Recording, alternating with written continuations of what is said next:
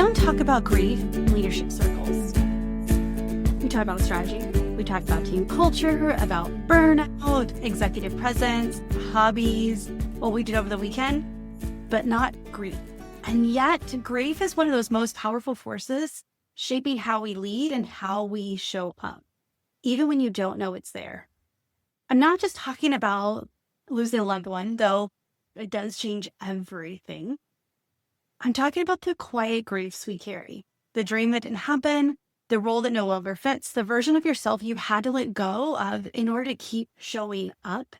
So if you felt foggy, detached, emotionally numb, or like you're hustling just to stay afloat, this episode is for you, because unresolved grief is shaping your leadership and your decisions more than you realize.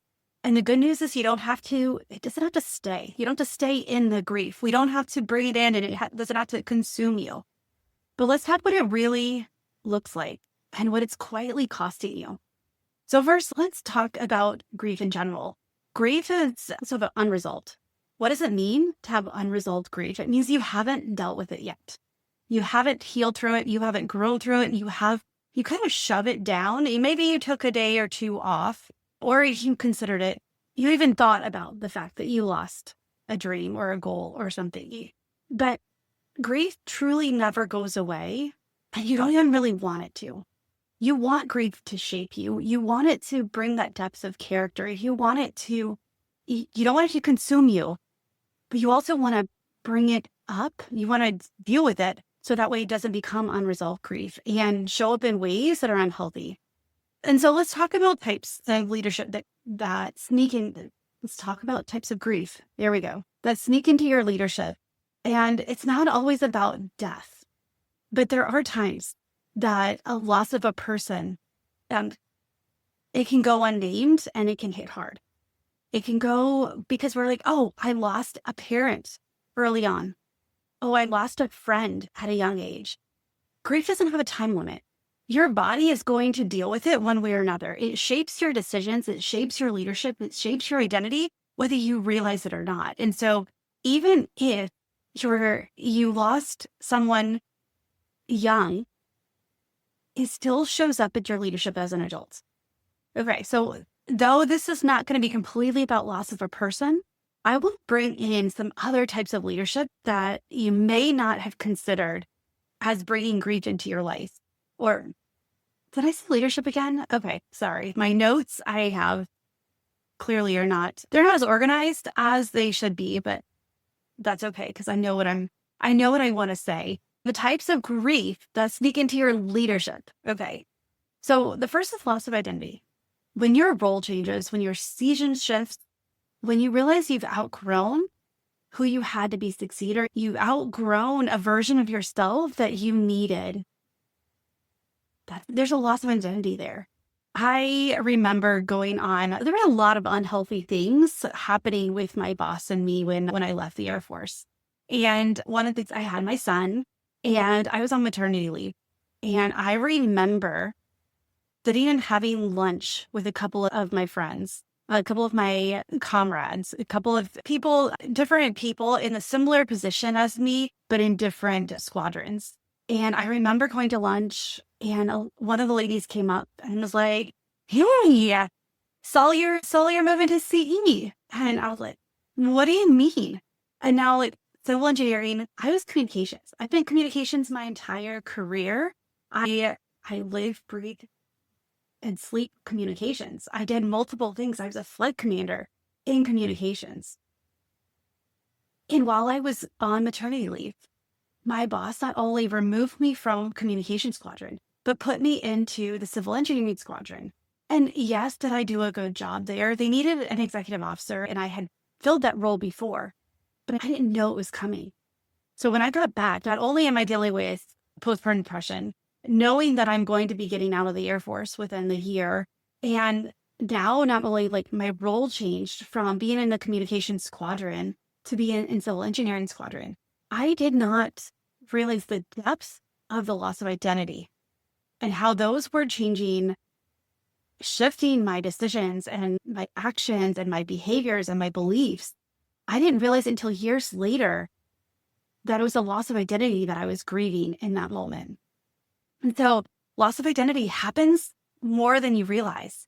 Even if it's something good, even if it's a good step for you, you could also be grieving who you were to get there. So then a loss of a dream. When with a business promotion, relationship, or future you planned didn't happen. These are different elements. The loss of an identity, even though back to my decision to get out of the Air Force, like I had a dream on becoming a higher rank. I had a dream of the impact that I could make. And even though it was a choice I made, there was still that loss of dream that I had to deal with when I got out of the Air Force. I saw the loss of a dream when I lost my husband, the loss of a dream when I shifted from working from the nonprofit to working for myself. Yes, I had another dream that was there, but something that I had worked towards no longer existed. And so we don't realize how the loss of a dream, whether it could be a family dream, it could be maybe this has happened. Not to me, but this is one of my friends she had family land and she dreamed of building a house in portion of it. She knew that only part of the land would be hers. But what she didn't realize, and what none of the siblings realized, is the parents actually sold it. And so that dream that she had been envisioning for herself, it was gone. Then all of a sudden, what she knew to be true no longer existed. And so that loss of a dream, and what now? What am I going to do? Where am I going to live? And that anxiety, that fear, that trauma, that loss seeped into who she was becoming. And once we started acknowledging and being like, no, I'm really upset. I'm really sad. Once you bring it up, you can start dealing with it. So the same with the loss of a goal or a vision. We don't even realize how many times losing or falling short of a goal or not achieving a vision kind of makes us numb. If we don't allow it, if we don't allow ourselves to heal through it and to reason with it and to really acknowledge it, we can actually have like layers of numbness and layers of the beliefs of that I'm not capable, or just there's beliefs that we can attach to it. So even if you meet the goal, it still doesn't feel how you've hoped. So that goal didn't get you what you wanted, that vision that you worked so hard for. And then it's, oh, I've been climbing the wrong mountain. And there's a loss there because there's a loss of time, resources, energy. There's a loss of just emotional bandwidth. If we don't understand that, then it could truly affect the way that we're leading. So loss of a relationship. How many people have a life-defining moment when they're also at the peak, the epitome, they're on the trajectory of growth and success, and then they have a loss of a relationship. And this is not just death, but it could be divorce, it could be betrayal, it could be broken friendship, it could be team trust. There's so many different aspects of loss of relationships. So I hope you're starting to see. I've got a couple more and I'll go faster because I really want to get into what it's costing you and why we need to really go after and resolve this unresolved grief and look at your life, because I guarantee, I don't think I've met anyone who, when I start digging in to why they do what they do, that there's not some unresolved grief in their life. And the reason why we don't talk about it is because it hurts. It's also, there might be guilt or shame attached to it, or maybe you don't know what's next. And so it's easier to put your head in the sand and not deal with it. Also, it brings up emotions and vulnerability that typically in the workplace is not welcome.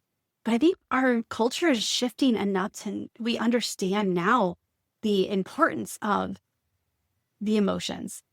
Emotions, we should not be running on emotions. And as a therapist, as a coach, as a parent, as a person, I know it is not healthy to run on emotions, but we do have to bring them to the table. We do have to invite them into the conversation. And so here we go, like loss of routine or control, especially after a major transition, whether it's new leadership, a role change, empty nesting, retirement. It could be a promotion where you go to another, like a relocation. It could be a move, but this loss of routine and control, and especially if you're walking into something that's already established, You're trying to find your footing, find your ground. And you may have that loss of routine that really did help and that projected and moved you in the way that you really knew how to lead.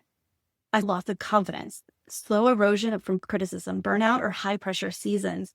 That the small comments that someone made offhand, that your brain is like, ooh, I'm going to tuck that away. Or is that true? So the loss of confidence, how many times have you experienced that? Maybe in the moment or maybe long term. But if we don't address it, if we don't resolve this, what's behind it? What is it? What part is it playing in your decisions, in your leadership, in your actions, in your behaviors, in your beliefs? It's going to just build over time and become more and more costly. And so then loss of meaning or motivation. I'm doing all the right things, but why does it feel so empty? Or why do the things that I used to do that really motivated me don't even bring me to action now? So that loss of meaning and motivation really is costing you. Let's see, loss of a team or role, layoffs, restructures, being moved or sidelined in an organization. I had a client who that was what's prompted her to come and work with me. Is she was on the path for this VP position. She deserved it. She earned it. She knew it. She was part of that industry for her entire career. And instead of her getting the role, they brought in somebody who had never even worked in this industry before. And they asked her to train them. And so that loss of that team, that role, that position, that went into the goal, the dream, the relationship, the loss of routine and control, like loss of confidence, that played into a lot of different decisions. And when we started digging into what it meant for her and how do we look at it, how do we find the opportunities within it, and what do you want from it, we were able to start growing through it instead of allowing it just to feed the insecurities that were there. Loss of safety or stability after crisis or trauma, or even a subtle leadership betrayal, even after a leadership shift, but that leadership betrayal or a friend betrayal or a spouse partner betrayal, like it doesn't have to be in this giant thing. It could just be a subtle and just something that knocks you off kilter, and that stability that you once depended on is no longer there. And then the most invisible but powerful one, when you no longer recognize yourself, when you lose yourself in your actions, in your behaviors, in your work, in your day-to-day, and this loss of self costs you more than you realize. Okay, so we're going to shift. So these are just some of the ways, some of the losses. My point in diving into this so deeply is I want you to see that we need to broaden our definition, because though it may, like you may have been like, oh, I've experienced a couple of these. And again, it doesn't always have to be a bad thing. It could also be a promotion, but there's still a loss of self in there. There's still a loss of control or routine in there, because all of a sudden you have a new role. There's still a loss of a dream of, oh, I thought I was going to go in this direction, but I have a brand new opportunity. It doesn't mean there aren't beliefs in there. It doesn't mean there's not a loss that you get to just explore. And it doesn't also mean that it's secretly controlling you, but it might just be a little nagging like pull that gets stronger and stronger. And as you add more levels of loss and more types of loss, it gets deeper and you may lose yourself in the process. And so let's talk about 5 ways unresolved grief is really costing your leadership. So this is where allowing, like, I don't bring work home or homework or work to home. There we go. The thing is, we are one person. We may be good at compartmentalizing, but there are areas of our life that we cannot compartmentalize. There's areas of our life and our feelings, it's a circle. And we may have some brackets or spokes, if we look, wheel spokes, but in that center, we are who we are. We have our core identity. We have our core motivations. We have our core beliefs. We have our core desires and our core avoidances. This is the heart of us. And unresolved grief starts to break at that inner circle. When we allow it to put a cover layer over it first, like a little protective layer over ourselves. And if you have experience grief and you start to put that armor around you for protection. But if you don't start removing that armor, it costs you a lot. It costs you growth and joy and happiness. And the same way, if we don't start to resolve this grief that we have, it's going to cost your leadership. So you make decisions from self-protection, not strategy. When grief is unprocessed, it activates survival mode. You hesitate, you over-control, you withdraw, not because of the data, but because of the fear or the unhealed hurt, because of the insecurities, because of that little nagging, that little pull of what if, or what I knew to be true is no longer valid. And so these decisions that we may think that we're making them with strategy, and we may be able to rationalize or justify, and we may be okay for a while, but in the long run, the self-protection is going to overcome it. The self-protection and that survival mode will start to show up, and your people will notice. And this is when we start doing what we don't want to do, and we start reacting instead of responding, and we start looking, and we're so anxious about the decisions we make because we know that there's something off with them, but we don't slow down enough to understand where it's coming from. So you lead from disconnection instead of conviction. So unresolved grief creates emotional fog. It numbs your purpose and voice, making you unclear, reactive, or disconnected from your own leadership identity. In your own identity itself. I can't harp on this enough. I can't share this enough that in this, again, the circle, but we have our inner core. That unresolved grief creates a fog, a protection, a layer around this, that it removes the bridge of our decisions. It stops where our purpose and our voice are talking. It removes that clarity. Now, if you ever, like in the bathroom, when you are getting out of the shower and you know that you're there, let's face it, you know that you're standing there, but you can't see it or it's distorted. And even when you take it, and this happens a lot at hotel bathrooms, right? It gets foggy. And so you take it and you rub it off. You rub trying to get rid of some of the fogginess, and it's still, the picture's clear, but you have to actually take a towel. You need a tool in order to make it go away. You need to remove the fog, the condensation that's causing it. And so when you lead from disconnection instead of conviction, it's like you're just using your hand to make it better, but you don't have the tools to remove it completely. And so you're disconnected instead of convicted. So here's one that happens a lot. You overfunction to avoid feeling. Grief says slow down, but hustle says just do more.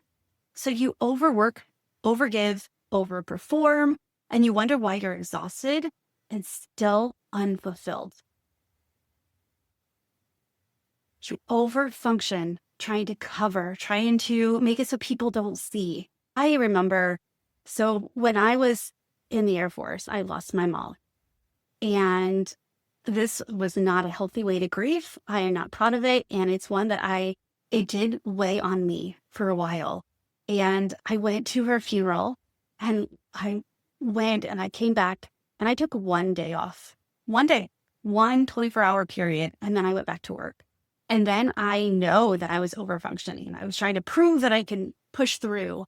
And I remember my boss, actually was my superintendent first, being Captain, you need to slow down. You need to trust us and know that we've got you, but you're going to need to heal. And you're going to have to stop because you keep stressing us all out. I was overfunctioning to avoid the feelings because working is way easier for me than feeling. This is something that I didn't really dive into grief until after I lost my husband. And then I had no choice but to. But then I also had the loss of my mom that I dealt with, the loss of a babysitter when I was younger. Your body keeps score. The grief doesn't go away. But also with that, there's layers of it. The loss of identity, the loss of, I no longer had a mom, so I wasn't a daughter to my mom anymore. I had my dad, and he's still very active and alive and involved. But there's something different when you lose your mom. And so that overfunctioning to avoid the feelings, how often do you just keep pushing through when really you need to take a step back? Number 4, you unintentionally limit others. This happens so often in grief, or in leadership. This happens so often because you haven't processed your own loss. You may struggle to hold space for others' vulnerability, their conflict, their transformation, their results. It can leak into your team culture and relationships because while you're trying to overfunction to avoid feelings, you have now made it the status quo. You have made this as the standard operating procedures in your work, that now, because you haven't held space for yourself, that it's now not good and it's not allowed to be vulnerable, to show conflict, to grow, to slow down. The others are going to be limited because they can only grow to the level you as the leader allow them to. And when they get to that level, this is when good people leave because they know that there's more. They know that and it's not that you have to be grown the same ways as them, but you do have to stop limiting their growth. And when you haven't processed your own loss, you may struggle and you may put unavoidable, what word am I thinking about? Unnecessary, probably can't think of the word. Anyway, these expectations on others that are ridiculous, that are not available, that are not growth mindset, but are fixed mindset, and may actually leak into the team culture and relationships. It may become the silent through line that we do our work, but we're not human in this environment. We're just doers. We're not beers. And so when you don't address your unresolved grief, you're actually unintentionally limiting others as well. Because they do look to you for guidance. They look to you for boundaries. They look to you for what is possible. And so number 5, you miss the clarity of what's actually next. When you skip the grief, you skip the wisdom inside it. It's a stupid game that people are like, oh, if you had to do it over, would you have done it? And we don't have do-overs, because even if we had this is not Groundhog's Day. We don't, which I just got to explain to my daughter. She's like, I keep saying it's Groundhog's Day. What is this? I was like, oh, that's right. I failed as a mother. I haven't showed you the movie. And then, of course, there's lots of movies that are similar to that. So she's like, oh, I didn't know why it's called Groundhog's Day, though. But when you skip grief, you skip the wisdom inside. I would not give up the depth of character, the depth of understanding, the depth of compassion, the depth of the wisdom that I got through grief. I know that I'm a better person. I'm more giving, more relational. I'm more vulnerable. I think that you can only experience the highs as deep as you're willing to go low. And when you have grief, it allows you to break that barrier and go a little deeper. And so I wouldn't want to miss out on what I learned through grief. Was it hard? Oh my gosh, understatement of the year, of the decade. Is this something that gets easier over time? I don't even think that's the right way of discussing and bringing it up. It processes faster over time. It doesn't go as high or as deep at times, but without this wisdom, you risk building something next that still isn't aligned. When I first stepped out of therapy and stepped away from a nonprofit I was working for, I became and worked as a coach for a financial company. And this financial company, I loved working for them. I loved their leadership. And it was a subsidiary of a very large organization, a very large, probably, I think, global financial company. But this was a smaller, and they were able to run it how they wanted. And so one of the things that I did is I did life plans. When people they would come to them for financial counseling and financial advice. If they didn't have a life plan, if they didn't know what they wanted to do with their money, if they didn't have a dream, if they didn't have a way to give back, if they didn't have a focus, they just know I need to do this. They would send them to me and I would get to work through that. One of the things that I realized is because when they changed leadership, they had a new CEO, a new leader. And one of the things that they said is any other contractors they have to be a financial planner in order to work with them. And so they came to me and was like, hey, we need you to take this course. It's to be a financial planner. And I'm going to tell you, like, could I have done it? Yes. Would I have done well? Sure. Was it my purpose? No. The wisdom and the work that I've done through grief and through understanding my purpose, my calling, I was able to, instead of worrying about, I'm going to lose this opportunity, because it was a very it was a good opportunity for me. This was a good company and I was doing what I loved when I loved it. And for the most part on my terms with their guidance, but loved the work that I was doing. But when I had to make that decision, if I didn't have the wisdom of going through grief and understanding my purpose, my calling, who I'm wired to be, I would have said yes out of fear. And I would have built something and it would have been, sure, like I could have built a financial, and still they were going to let me do some coaching in there. But I also saw the writing on the wall that I would do more and more financial planning. And that's not what my heart is. That's not what I'm good at. That's not where I spend my time, like my free time, my fun time researching. I love reading and diving into identity and purpose and calling and communication and why we do what we do. And so I would have missed the clarity on what's actually next if I didn't go through that grief, the wisdom that you get through grief. And it's not like you get different levels of wisdom depending on the griefs that you've been through and that you've worked through. So there's times that we may think that we may look at things we've been through and be like, it's not that big of a deal. Other people have it worse. But friend, I want to challenge that. The things you go through are valid. You get to choose. You get to choose how you see through them, how you work through them, what you take with them and what you're going to release. Because there's elements of grief that I have blessed and released. I thanked for the opportunity and the experience. And now it's something like, I don't want to hold on to this part anymore. The fear part, the protection, the armor no longer fits me. And so when you have unresolved grief, it's going to affect how you show up. It's going to affect how you grow. It's going to affect your decisions and your feeling aligned. It's going to affect how wise you can be in the moments. But not only that, it affects the people around you as well. You doing the work to resolve and to heal through grief, you don't ever get over it. You grow through it. But you doing the work and acknowledging it allows others to do it as well.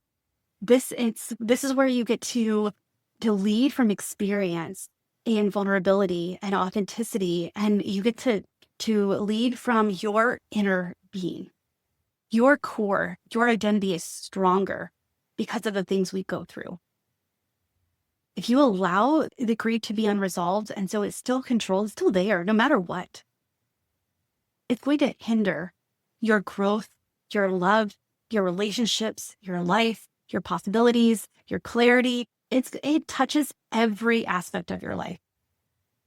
So I want you to look through and I want you to take some time and consider what areas of grief are you holding on to or have you left unresolved? And I want you to consider getting help.